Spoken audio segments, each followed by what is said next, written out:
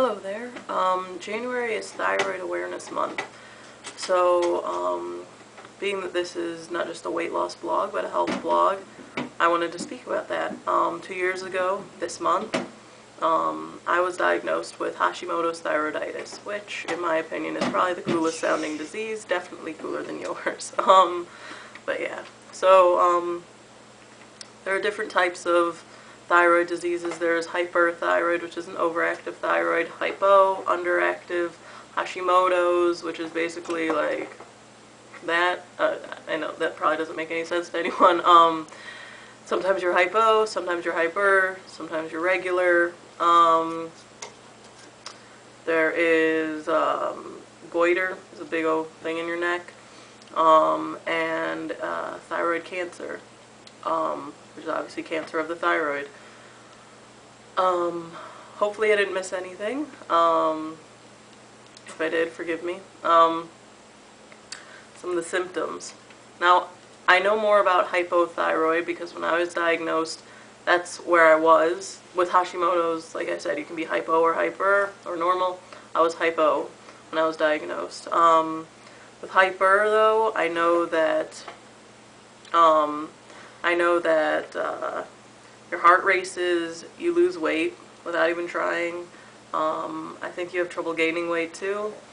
And I know that might sound really cool, especially for those of you who are like me who have had trouble in the past losing weight.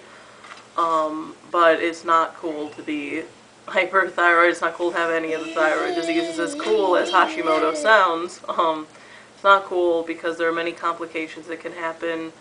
You can have trouble getting pregnant. If you do get pregnant, you can have trouble staying pregnant. So just get checked and get on medication. And so some of the symptoms of hypothyroid,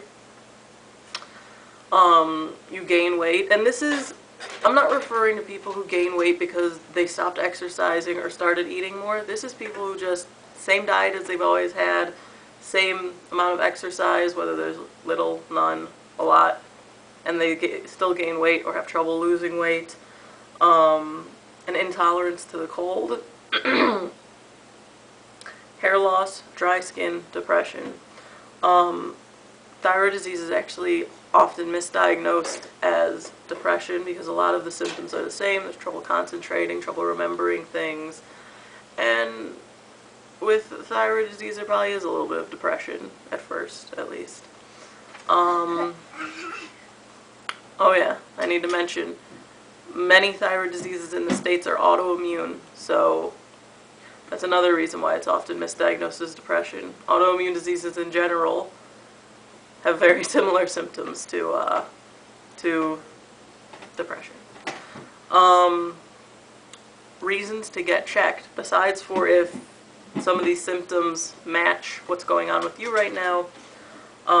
If a family member has a thyroid disease or had a thyroid disease, get checked. The only person in my family who ever had a thyroid disease, as far as I know, was my Bubby Jenny, my great-grandmother.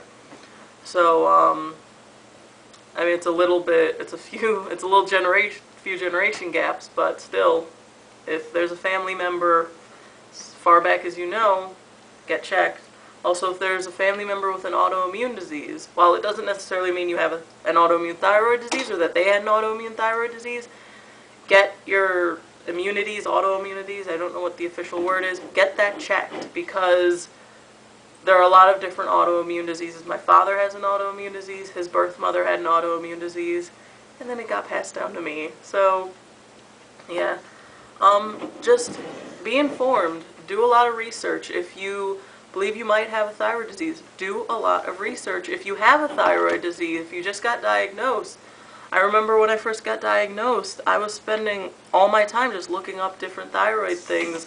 I joined up to a group on a certain website, which I'm not going to mention because I had a bad experience with it, because there are some people who are extremely insensitive and like to tell you that you're dying, whatever. I'm just a little bitter about that. Talk to other people with thyroid disease. It's as much as you don't want other people to be sick, it is very comforting to know that you're not the only one going through it. So just talk to people. Don't be embarrassed. It's nothing to be embarrassed about. You didn't do this. It's just, this is how you are. Own it. But a good resource to find out more information, or a good stepping stone, I don't know what word I'm looking for, thyroidawarenessmonth.com has a full list of risk factors, a full list of symptoms. I think it even has a list of doctors, so I'm assuming you just put in your zip code and it finds you a doctor in your area. That's an endocrinologist, not just any doctor in general. And obviously make sure that your insurance, that they take your insurance, because that can be pretty expensive. Yeah, get checked. If you have any reason to believe that you have any kind of disease at all, do yourself a favor, do your family a favor, and please do me a favor. Get checked. Talk to you guys later.